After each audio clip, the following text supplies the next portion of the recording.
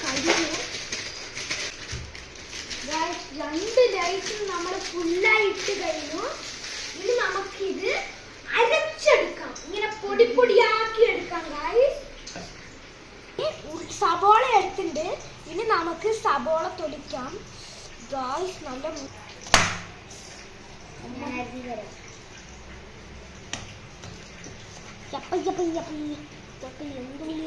നമ്മൾ ഈ ലേസ് ഇങ്ങനെ ഇങ്ങനെ ഇങ്ങനെ അരച്ച് പൊടിയാക്കണം ഗൈസ്. നല്ലപോലെ അരഞ്ഞു. ഇനി നമ്മൾ അരിഞ്ഞു വെച്ച സബോള ഇതിൻ്റെ ഉള്ളിൽ ഇടണം ഗൈസ്. നമ്മൾ സബോള ഇതിനുള്ളിൽ ഇട്ടൊഴിക്കണേ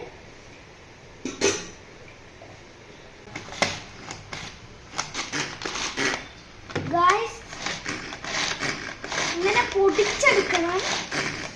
ഇത് നല്ലപോലെ പൊടിയാക്കി എടുത്തിട്ട് ഗൈസ് കുറച്ച് ലേസും ഒരു സബോളയും ഉണ്ടായിരുന്നാൽ മതി.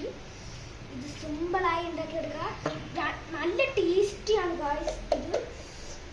ഇത് നിങ്ങൾ എന്തായാലും ട്രൈ ചെയ്യാം ഗൈസ്. ഇതാണ് നമ്മുടെ ഡിഷ്.